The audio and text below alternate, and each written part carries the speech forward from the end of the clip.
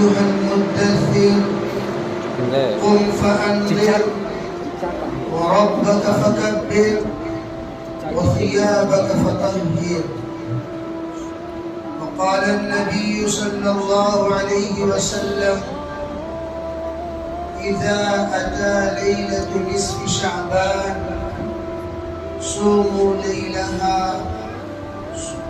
قوموا ليلها صوموا نهارها، أو كما قال عليه الصلاة والسلام.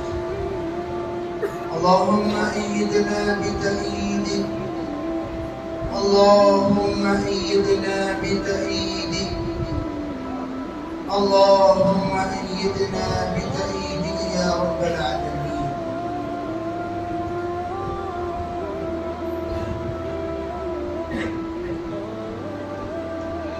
محترم معزز حضرات علماء کرام، بزرگان دین، عزیز نوجوانوں، اس وقت ہم لوگ شعبان کے نصف پر پہنچ کر اس رات پر ہم لوگ پہنچے ہوئے ہیں جس رات میں عموماً اس بات کا اہتمام کیا جاتا ہے کہ ہم نمازیں ادا کریں، اللہ سے معافی مانگیں، توبہ کریں، استغفار کریں، اور اس دن رات کو سحری کریں اور دن میں روزہ رکھیں۔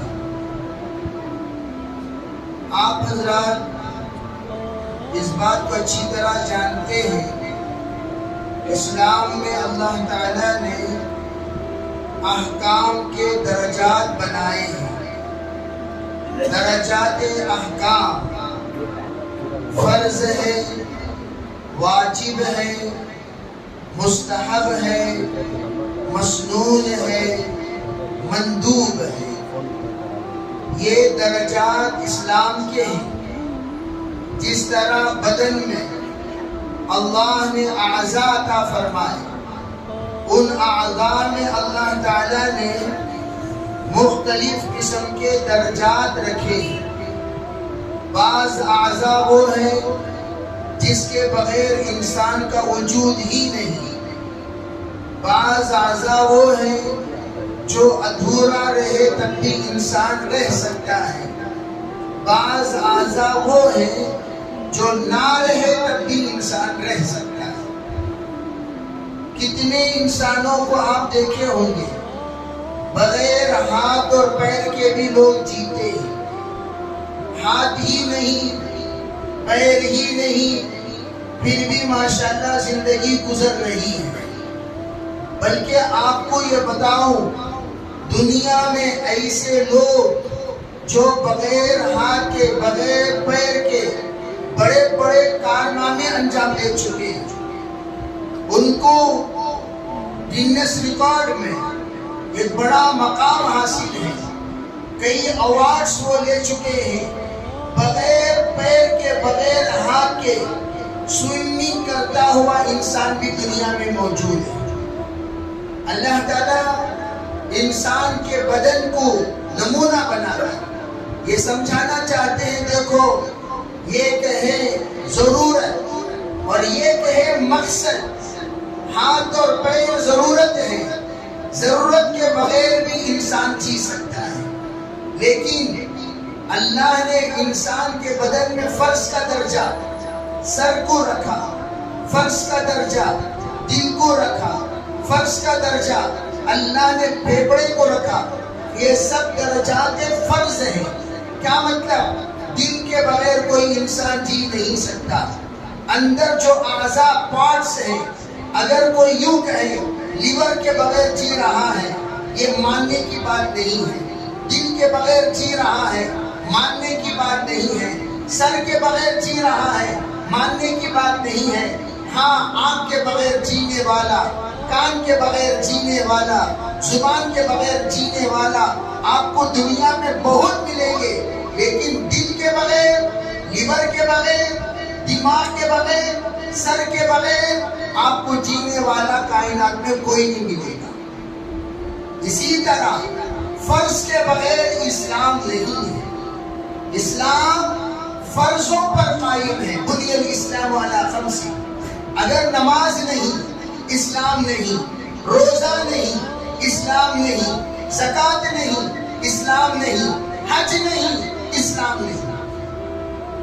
یہ 4 فرائض کلمے کے بعد ایسے ہیں جو نہ ہو تو یوں سمجھو وہ مسلمان ہی نہیں۔ اسی لیے حج کے بغیر مرنے والے کو کیا کہا؟ مات یہودیاً او نصرانیاً، وہ یہودی بن کر مرا، نصرانی بن کر مرا۔ اللہ نے استعداد دینے کے باوجود اگر کوئی حج کے بغیر مرتا ہے، یہودی بن کر مرنا، نصارہ بن کر مرنا، دونوں برابر۔ تو میں یہ آپ کو سمجھانا چاہتا ہوں، اسلام میں یہ فرض کا درجہ، جس طرح انسان میں بعض اعضاء فرض کا درجہ، بعض اعضاء واجب کا درجہ، بعض اعضاء مستحب کا درجہ، بعض اعضاء مندوب کا درجہ، بعض اعضاء آداب کا درجہ۔ بال نہیں ہے تو انسان رہ سکتا ہے، بالوں کے بغیر میں رہ سکتا ہے۔ بال نہیں ہے تو وہ یوں نہ سمجھے کہ میری زندگی ختم ہو گئی۔ ارے بھائی کتنے دنیا میں بغیر بالوں کے جی رہے ہیں، بغیر کھالوں کے آپ انسان کو نہیں دیکھ سکتے۔ کھال کے ساتھ ہی ہوگا، لیکن بال کے بغیر تو انسان بہت سارے ہوتے ہیں۔ اسی طرح یہ گردے میں جینے والے کروڑوں لوگ ہیں تو ایک ہی گردے میں جیتے ہیں، جن کا یہ گردہ فیل ہو چکا، جن کا یہ گردہ ناکام ہو چکا، جن کا یہ گردہ مر چکا، ناک کے ایک سوراخ میں گوشت بھر گیا اور ایک ہی سوراخ میں وہ سانس لے رہے ہیں، بلکہ دونوں ناک کے سوراخ بند، منہ سے سانس لے کر جینے والے لوگوں کا طبقہ بہت بڑا طبقہ ہے۔ الغرض مجھے یہ عرض کرنا ہے، اسی طرح شعبان کی جو رات ہے اس کی عبادت بالکل مستحب کا درجہ۔ اس کا درجہ بھائی لوگ بعض مرتبہ بیان سن کر پریشان ہو جاتے ہیں۔ ارے بھی کوئی کہہ رہا ہے، کوئی کہہ رہا ہے نہیں ہے۔ یہ ہے کا مطلب کیا ہے، نہیں ہے کا مطلب کیا ہے؟ ان کو یہ سمجھنا چاہیے، نہیں ہے کہنے والے فرض نہیں ہے، واجب نہیں ہے، سنت مؤکدہ نہیں ہے، یہ کہنا چاہتے ہیں۔ جو کہتے ہیں وہ کہتے ہیں مستحب ہے، ادب ہے، سنت غیر مؤکدہ ہے، بس یہ کہنا چاہتے ہیں۔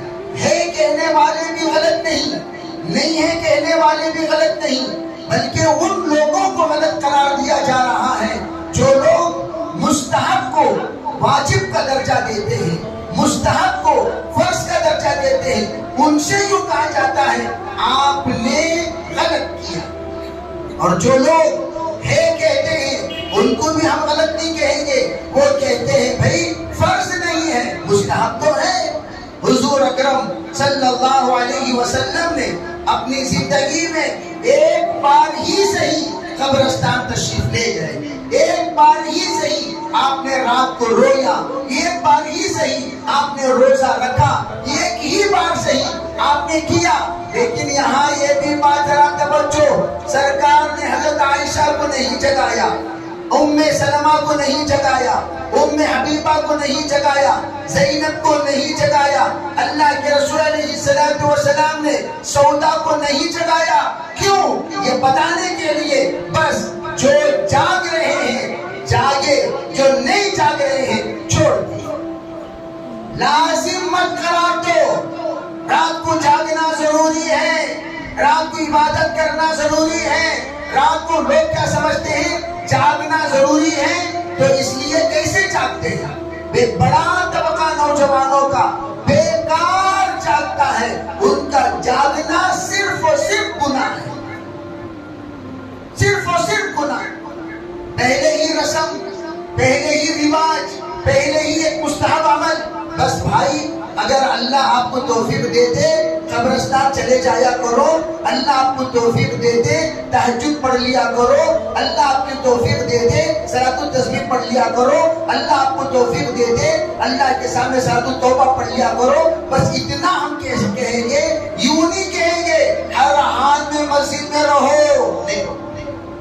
اللہ کے رسول علیہ السلام مسجد نبوی میں عبادت نہیں کیے، مسجد نبوی بند۔ اللہ کے رسول کی نماز گھر میں ہوتی تھی، تہجد گھر میں ہوتی تھی۔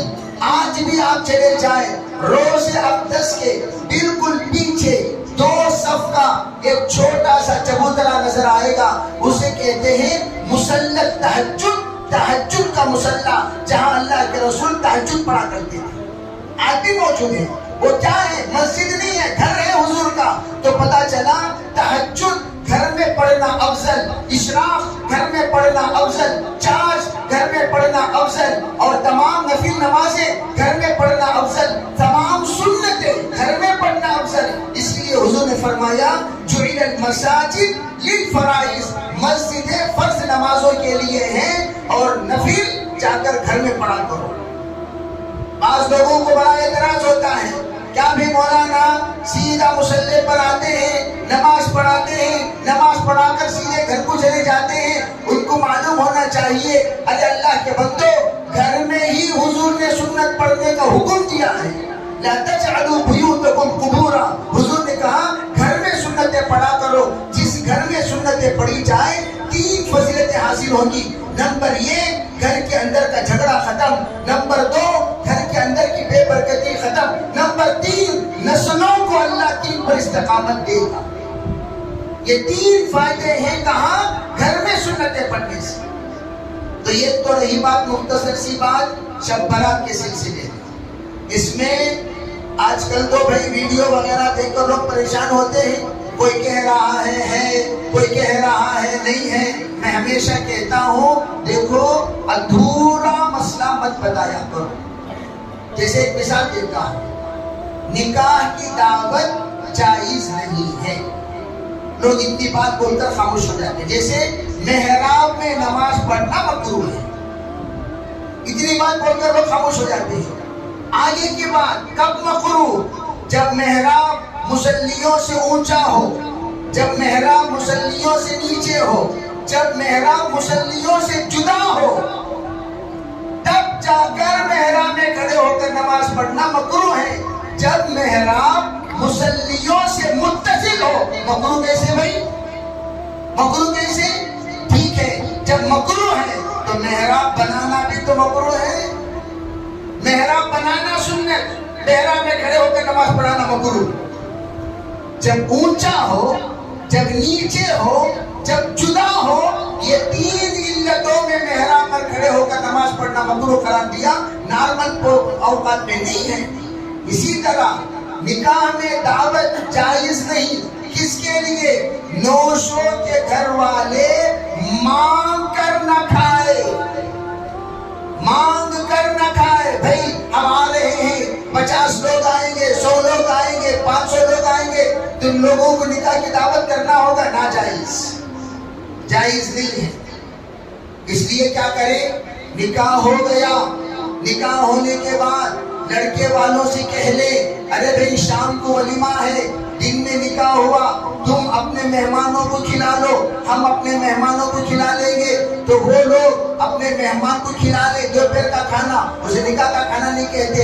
یہ لوگ اپنے مہمان کو کھلا لے دوپہر کا کھانا، اسے نکاح کا کھانا نہیں کہتے۔ یہ بعض لوگ جو ادھورا مسئلہ سمجھتے ہیں، وہ لوگ کیا کہتے ہیں؟ نکاح کا کھانا مکروہ ہے، اس لیے کھانا ہی نہیں بنائے۔ لڑکے والے بھی ہوٹلوں میں، لڑکی والے بھی ہوٹلوں میں۔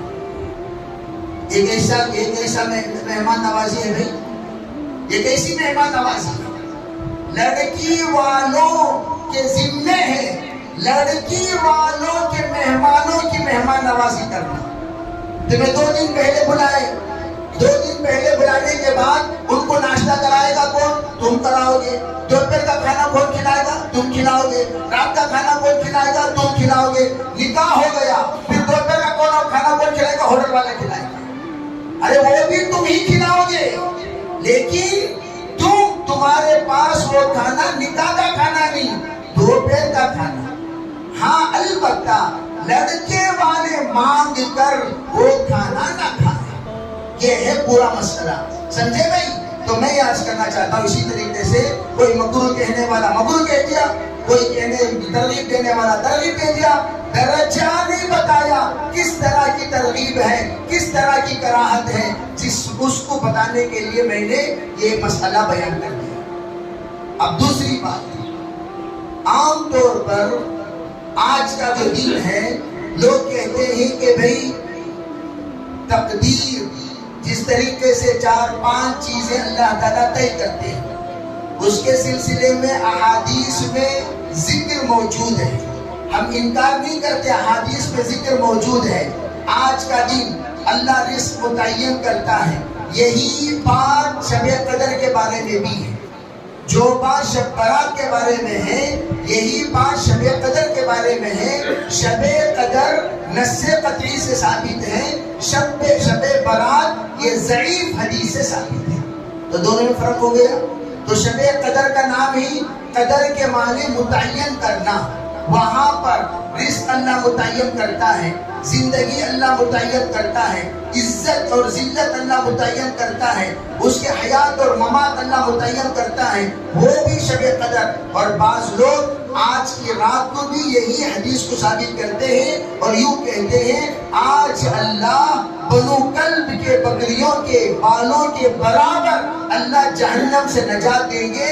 یہ بھی حدیث سے ثابت ہے، جن کو بعض علماء نے مانا، بعضوں نے نہیں مانا۔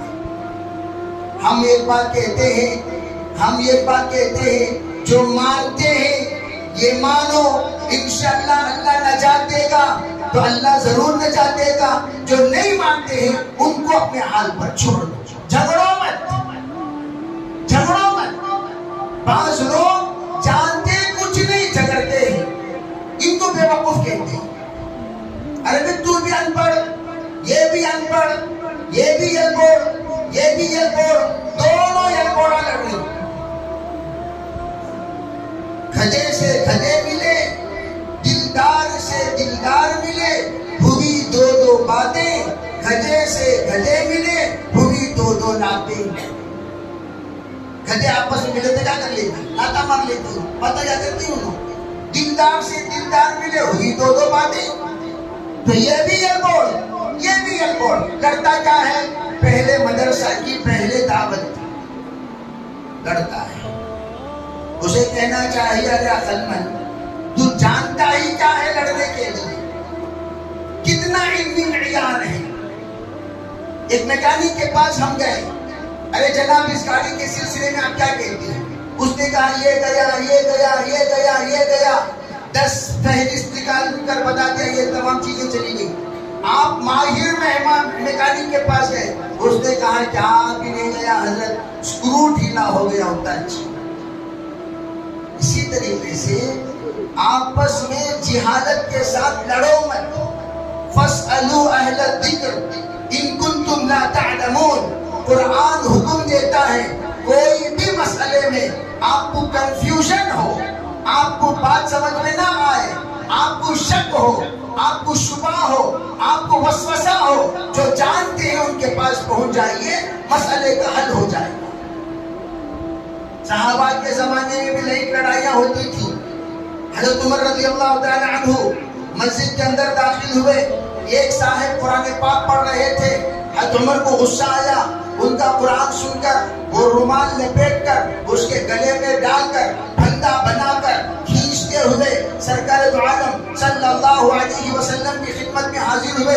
اللہ کے رسول علیہ السلام نے جب دیکھا اتنا زور سے حضرت عمر رضی اللہ تعالی عنہ نے اس کے گلے میں پھندا بنا دیا کہ اس کا گلا دبے جا رہا تھا، تو اللہ کے رسول نے فرمایا اترک ہو جا عمر پہلے اس کا گلا ہلکا کرو، اس کا گلا ہلکا کرو۔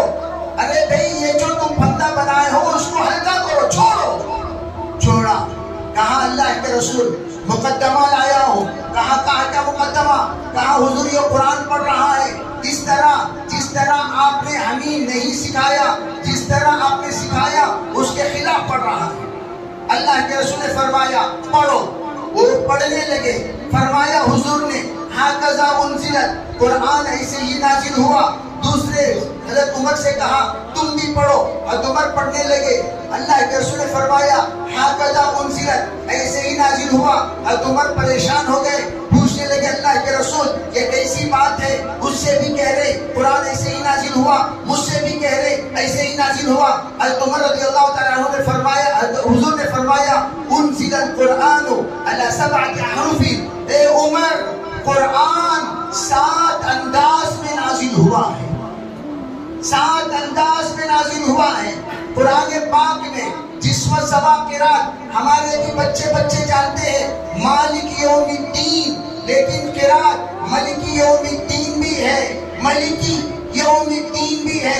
مختلف قسم کے 11 قسم انداز میں مالک یوم الدین کو پڑھا گیا، صرف مالک یوم الدین 11 انداز میں پڑھا گیا ہے۔ جب آپ سنو گے یوں کہو گے بھئی اتنا بڑا قاری ہے، غلط پڑھ رہا ہے۔ غلط نہیں پڑھ رہا، وہ اپنی قرات کر رہا ہے، وہ اپنی قرات، اس کو کہتے ہیں سبع قرات یا 17 وہ قرآ جانتے ہیں کس کس انداز سے قرات پڑھی جاتی ہے، کہاں کھینچنا کہاں نہیں کھینچنا، کہاں رکنا کہاں نہیں رکنا۔ کسی قرات پہ رکتے ہیں، کسی قرات پہ رکے بغیر چلتے ہیں۔ اسی طرح اختلاف ہمارے درمیان پہلا مدرسہ ہے یا پہلے دعوت ہے؟ تو ہم کہتے ہیں یہ تو سب سے بڑا جاہل ہی پوچھ سکتا ہے، جس کو سیرت سے کوئی واقفیت ہی نہیں، جس سے سیرت سے کوئی تعلق ہی نہیں، جو حدیث ہی نہیں جانتا، جو سرکار کی زندگی ہی نہیں جانتا، یوں کہا جائے گا ارے اللہ کے بندے، سب سے پہلے اللہ کے رسول علیہ السلام کو اللہ نے جو وحی نازل کی وہ کون سی تھی؟ اقرأ باسم ربک الذی خلق۔ وہ چھوڑیے، سب سے پہلے حضرت آدم کو اللہ نے کیا سکھایا؟ علم آدم الاسماء کلہا۔ لوگ کہتے ہیں پہلا مدرسہ حرا، میں تو کہتا ہوں پہلا مدرسہ اللہ تعالی پہلا مدرس ہے۔ تو اس سے پہلے فرشتے متدرس تھے، اللہ مدرس، فرشتے متدرس متعلم، اللہ مدرس، پھر جنات متدرس، پھر اللہ مدرس، تیسرے نمبر پر انسان متدرس۔ اللہ نے حضرت آدم کو سب سے پہلا سبق دیا آسمان میں، اور جہاں پڑھنا پڑھانا ہوتا ہے اسی کو مدرسہ کہتے ہیں۔ مدرسہ کسے کہتے ہیں؟ جہاں پڑھنا پڑھانا ہوتا ہے تو اسی کو مدرسہ کہتے ہیں۔ حضرت نبی اکرم صلی اللہ علیہ وسلم کو سب سے پہلے اللہ نے جو وحی نازل کیا وہ غار حرا میں، غار حرا پہلا مدرسہ، توجہ سے سمجھیں۔ اور اللہ نے پہلا مدرسے میں حکم کیا دیا؟ اقرا، آپ پڑھیے۔ علماء کہتے ہیں ہر ایک چیز سے پہلے اللہ نے پڑھنے کا حکم دیا۔ وَاعْلَمُوا أَنَّهُ لَا إِلَهَ إِلَّا هُوَ، اللہ کی ذات اپنا تعارف کراتے ہوئے بھی اللہ کہتا ہے وَاعْلَمُوا، پہلے جان لو۔ اسی لیے کہا جاتا ہے جو لوگ نہیں جانیں گے وہ لوگ صحیح ڈھنگ سے کوئی عمل نہیں کر سکیں گے۔ پہلے کہا جائے گا کوئی بھی بندہ اسلام قبول کرتا ہے، اللہ کا فضل ہے، اللہ کا کرم ہے، کوئی نہ کوئی بندہ آتا ہے اسلام کی درخواست کرتا ہے مجھے اسلام قبول کرنا چاہیے، اس کو ہم کلمہ پڑھاتے ہیں لا الہ الا اللہ محمد رسول اللہ۔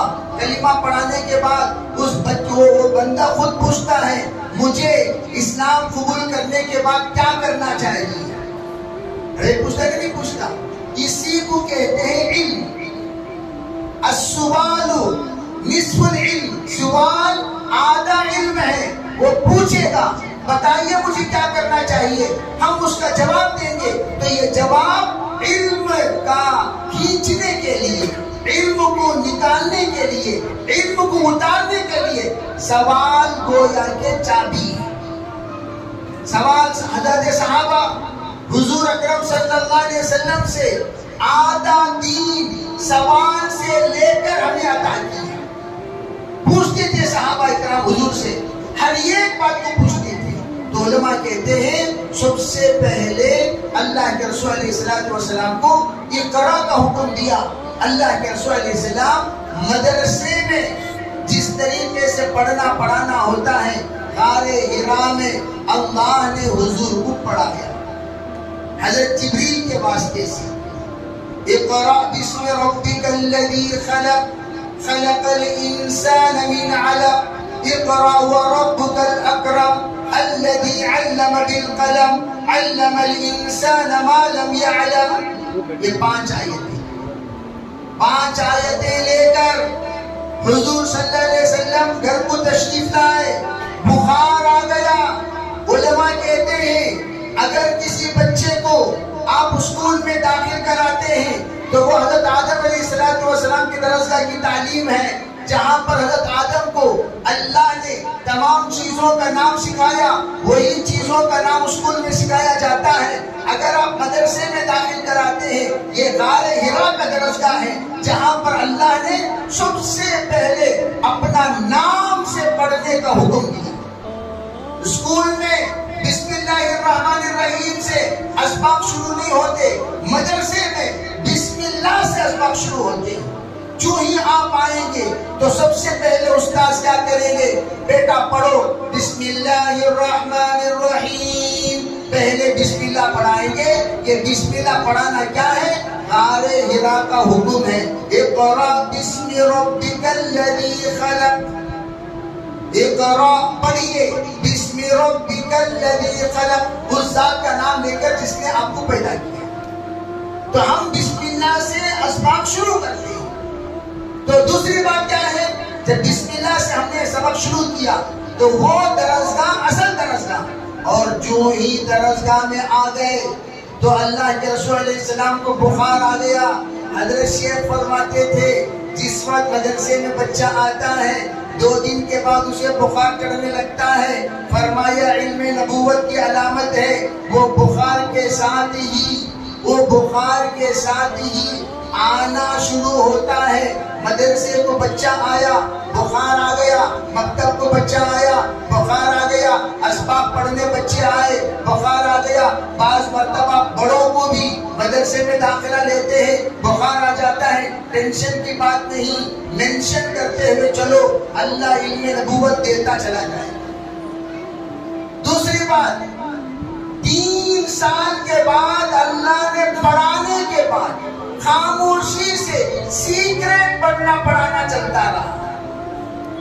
3 سال ظاہری وحی نہیں, باطنی تربیت, باطنی نزول, باطنی اللہ کے طرف سے فیضان ہو رہا تھا. کتنے سال تک؟ جب 3 سال گزر گیا اللہ کے رسول علیہ السلام کو حکم دیا, یا ایھا المدثر قم فانذر وربک فکبر وثیابک فطہر. تو پہلے مدرسہ, اسی لیے میں کہتا ہوں سیکھ کر دعوت دو گے, صحیح دعوت دو گے, سیکھے بغیر دعوت دو گے, لوگ گمراہ ہوتے چلے جائیں. اس کی مثال ایسی جیسے نیم حکیم قدر جان, نیم ملا قدر ایمان. ایک حکیم صاحب نیم تھے, نیم کے معنی کہ ہاف. آج کل تو ہاف بہت زیادہ, آدھے گڑھے کی آوازاں زیادہ. جو آدھا گڑھا ہوتا ہے اس کی آوازاں فل, چلراں کی آوازاں زیادہ. چلراں دیکھو جیب میں رہتی جو 2 چیز, یہ آوازاں نوٹا کٹے کٹے رہتے ہوئے آوازاں نہیں کرتے کیا بھائی؟ نوٹ آوازاں کرتے ہیں. آپ کروڑوں روپے رکھ لیجئے, یہ ایک آواز بھی نوٹ سے نہیں نکلے گی. چلراں 2 رہیں گے, آوازاں پر آوازاں, آوازاں پر آوازاں, آوازاں پر آوازاں. علماء کیا فرماتے ہیں کہ جو نیم ہوتے ہیں دنیا میں تو ذرا کھل کر کہنا چاہتا ہوں, دعوت و تبلیغ میں آج جو 2 حصے نمایاں ہوئے ہیں, تم سب کو بھی معلوم ہونا چاہیے, اس کو آپ کنفیوز کرنے کی ضرورت نہیں. جو 2 حصے ہوئے ہیں وہ کیوں ہوئے؟ ایک طرف نیم دعوتی,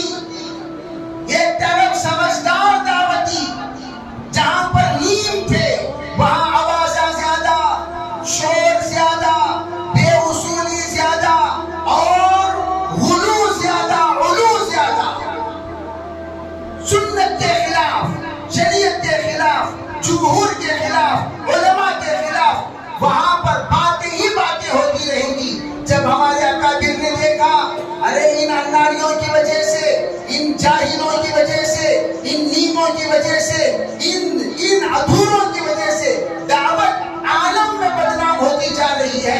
اس کے لیے کرنا کیا؟ وَامْتَازُوا الْيَوْمَ أَيُّهَا الْمُجْرِمُونَ۔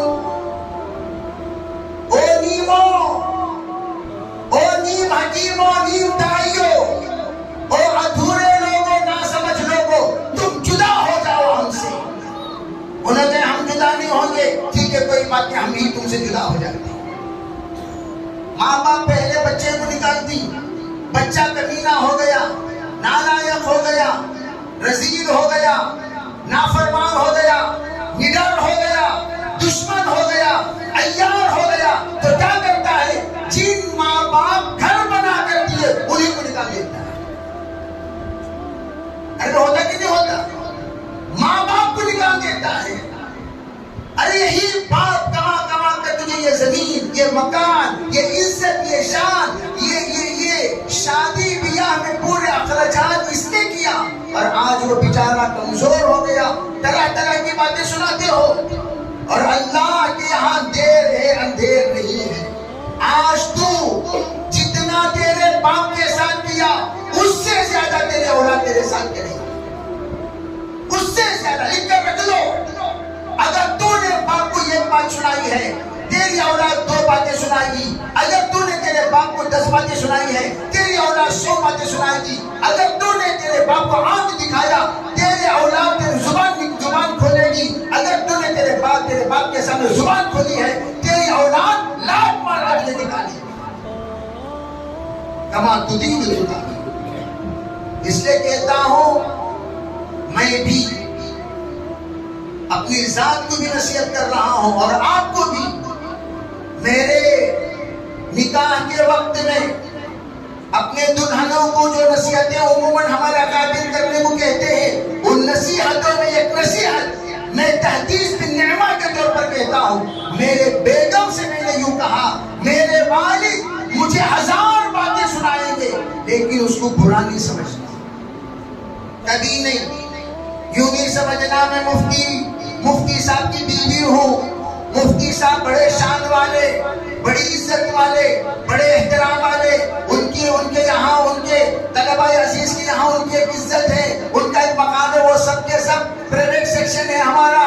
یہ میرے والد کبھی ناراض ہوں گے، میرے والد کبھی گرم ہوں گے، میرے والد کبھی کوسیں گے، میرے والد کبھی مجھے محبت سے اپنے گلے سے لگا لیں گے، ان کے لیے 100% وہ سب آزادی کے ساتھ اجازت ہے۔ جو بھی کریں گے وہ میری تربیت کے لیے کریں گے، میری ترقی کے لیے کریں گے، لیکن اس کو میں بھی کبھی برا نہیں سمجھوں گا اور تم بھی کبھی برا نہیں سمجھو گے۔ ہمیں لوگ والد صاحب سے باتیں بولا لگے تو کیا تمہیں میری جوڑی کے سامنے بول رہی، میرے بچے کے سامنے بول رہی۔ اور آج کل یہ نوجوانوں کو باپ کی عزت ہی نہیں رہی۔ ہم لوگوں کو جو تربیت دی گئی، باپ نیچے بیٹھے ہو، بیٹا کبھی اوپر نہ بیٹھے۔ حضرت لقمان حکیم نے نصیحت کی، باپ کے سامنے چلو مت۔ میں تو کہتا ہوں ہمیشہ، شیخ سے بڑھ کر، استاد سے بڑھ کر باپ کا درجہ ہوتا ہے، اور آج کل لوگ باپ کی عزت نہیں کرتے، شیخ کی عزت کرتے ہیں۔ باپ کی عزت نہیں کرتے، استاد کی عزت کرتے ہیں، باپ کی عزت نہیں کرتے، خاندان کے بڑے کی عزت کرتے ہیں۔ ارے اللہ کے بندے، تیرے اوپر فرض ہے رضا الوالد فی رضا الرب۔ اللہ کو تو راضی کرنا چاہتا ہے، پہلے تو اپنے باپ کو راضی کر، باپ کو راضی کر۔ باپ اوسط من ابواب الجنہ، جنت کا درمیانی دروازہ ہے۔ باپ راضی تو اللہ راضی، باپ ناراض تو اللہ ناراض۔ باپ راضی رہے گا جنت کا دروازہ کھلے گا، باپ ناراض رہے گا جنت کا دروازہ بند۔ ماں جنت ہے یقیناً، لیکن باپ جنت کا دروازہ ہے۔ لوگ خالی ماں جنت ہے، ماں جنت ہے، ماں جنت ہے، ماں جنت، جیسے میں نے کہا نہیں، ادھورا مسئلہ بیان کرنے کو لوگ عادی ہو گئے ہیں۔ خالی ماں جنت ہے، ماں جنت ہے بولیں گے، باپ جنت کا دروازہ وہ نہیں بولیں گے۔ ارے پاگل لوگ ہیں۔ ماں جنت ہے، بہت اچھی بات، جنت کو تو خوب سجا رہا ہے، اس کو منا رہا ہے، خوب اس کی خدمت کر رہا ہے. باپ چھپ کے بیٹھو بات میں، چھپ کے بیٹھ کے تم نہ کرنے معلوم نہیں، چھپ کے بیٹھو تمہارا دماغ کام نہیں کرتا. نہیں، باپ بولتے ہیں چاہے ریپیٹڈ بات بولے. جیسے لطیفہ احساس کے طور پر کہتا ہوں، باپ نے پوچھا بیٹا وہ کیا؟ کہا کوہ بابو. کیا بیٹا وہ؟ کچھ دیر کے بعد کوہ بابو. کچھ دیر کے بعد بابو کیا بیٹھتے سو ماں؟ کوہ جی. کتنے بار بولنا کوہ جی ہو؟ تو سمجھ میں آتا نہیں یہ بیٹے کا کر ہے. تو باپ نے کہا بیٹا اسی طرح تو بچپن میں مجھ سے پوچھا باؤ کیا ہے، باؤ کیا ہے، باؤ کیا ہے. 50-60 مرتبہ تو نے مجھ سے یہی سوال کرتا رہا. وہی لاڈ اور وہی پیار اور وہی شفقت وہی محبت سے 70 مرتبہ میں یہی اسی طرح جواب دیتا. اور آج ادب کی بڑی کمی ہے، کوئی ادب نہیں، دنیا سے ادب ہی نکل گیا. ہم آج بھی یہ 20 سال کے عرصے میں یہ دیکھ رہے ہیں کتنے ماں باپ اپنے اولاد کو بد دعا دیتے ہوئے زندگی گزارتے ہوئے دنیا سے رخصت ہو گئے. آج ہم لوگ پھکاری جنم دیکھو جی نے کھینسو، پھکاری جنم، وغلدان جنم. یہ کاسٹ کی عزت نہیں، نہ سوسائٹی میں، نہ خاندان میں، نہ سسرال میں. کیوں؟ ماں باپ کی بد دعا کی نحوست. سب کے بعد حضرت دعا کرو. ایک سب سے پہلی دعا تمہارا بابا کرنے لیجیے. حضرت کے پاس کیا دعا لیتی سو؟ درگاہ میں جاؤ کیا دعا کرتی سو؟ درگاہ کے پاس لڑک رہا یہاں سے وہاں سے یہاں، وہاں سے طواف کر رہا سلوک لے کچھ کیا کرتو؟ منت پہلے باپ سے مانگ. باپ اگر ہاتھ اٹھا کر تیرے حق میں دعا کر دے اللہ اس دعا کو رد نہیں کرتا. ماں دعا کر دے اللہ رد نہیں کرتا. ماں باپ کی دعا اللہ کے یہاں اولاد کے حق میں سب سے پہلے قبول ہوتی ہے. اور تم تو ماں باپ کو تو ناراض کر رکھے ہو. امی کو وقت دو، ابا کو وقت دو. نہیں، ابا کو کم از کم فون میں پیار اور محبت سے بات کیا کرو، ان کو ناراض مت کرو، ان کے زبان سے بد دعا مت کیا کرو. خیر، میں یہ عرض کرنا چاہتا ہوں آج کل جو تبلیغ کے 2 حصے جو ہوئے وہ کیوں ہوئے؟ ایک طرف کم عقلوں کی جماعت الٹی سیدھی باتیں کہہ کر شریعت کو بدنام کرنے والی، مثلا اللہ کے ہاتھ میں ہدایت نہیں ہے کہنے والی جماعت، انبیاء کی توہین کرنے والی جماعت، صحابہ کو نکم میں نعوذ باللہ کہنے والی جماعت ایک طرف. اور ایک طرف وہ جماعت جو انبیاء کے ادب کرنے والی، صحابہ کے ادب کرنے والی، علماء کے ادب کرنے والی، اور مدارس کے ادب کرنے والی، مساجد کے ادب کرنے والی. اگر کوئی اس جماعت کا رہنے والا یہ جملہ کہتا ہے مدارس سے کچھ نہیں ہوتا، ہم کہتے ہیں تو اس جماعت کا نہیں اس جماعت کا ہے. اس جماعت میں آ کر پڑا ہوا ہے تو وہاں جا. وَامْتَازُوا الْيَوْمَ أَيُّهَا الْمُجْرِمُونَ. تو وہاں جا، یہاں رہ کر وہاں کی زبان نہ بول، یہاں رہ کر وہاں کی باتیں نہ کر، یہاں رہ کر وہاں کا عقیدہ نہ پھیلا، یہاں رہ کر وہاں کے فتنے نہ مچا، یہاں رہ کر یہاں کی زبان بول، وہاں جا کر وہاں کی زبان بول. تو جب ہم میں سے ہے، علماء دیوبند میں سے ہے، علماء مشائخ میں سے ہے، علماء اہل سنت میں سے ہے، جو علماء جمہور کے ساتھ ہے، علماء حق کے ساتھ ہے، علماء شریعت کے ساتھ ہے، علماء سنت کے ساتھ ہے، علماء اہل قرآن اور اہل حدیث کے ساتھ ہے، جس کو کہتے ہیں اہل حق. تو یہاں کی زبان بول، وہاں کی نہیں. تو یہاں کی زبان کیا؟ ہم ہر دن کے کام میں ساتھ دیں گے. تو انشاءاللہ ہم یہاں کے ہیں وہاں کے ہیں. ارے بولے نہیں یہاں کے وہاں کے، یہاں کے وہاں کے نہیں ہیں.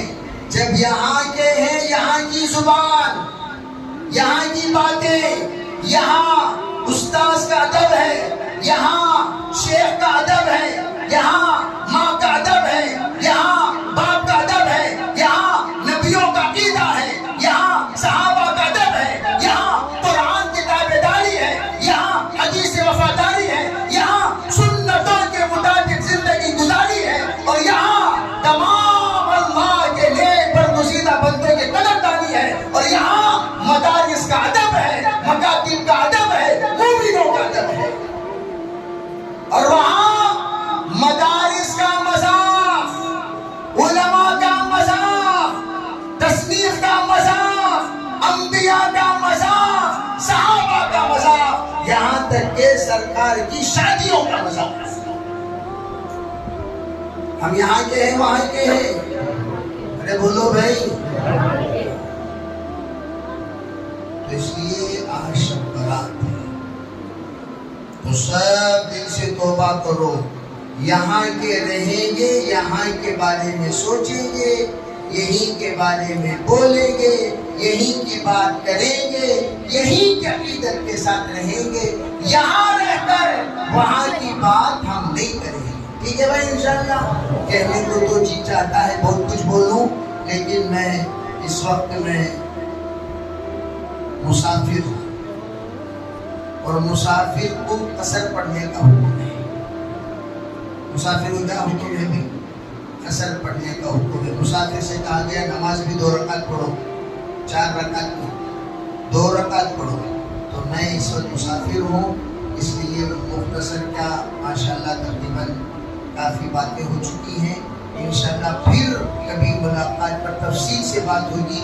آج کی رات توبہ کریں، استغفار کریں، رمضان مبارک قریب آنے والا ہے، رمضان ہمارے دسترخوان کو، سموسے کو، بورڈے کو دیکھنے نہیں آ رہا، رمضان ہمارے در و دیوار کو دیکھنے نہیں آ رہا، دل، رمضان المبارک آنے سے پہلے دلوں کو صاف کرو، ایسا صاف کرو رمضان کی رحمت جب پہلے عشرے میں آئے دلوں کی طرف متوجہ ہو تو دلوں کو اتنا پاک پائے کہ رحمتیں آ کر ہمارے دلوں میں بس جائیں۔ کریں گے بھائی انشاءاللہ؟ ہم لوگ چاہتی بس مرتبہ بیت الخلا ہوئے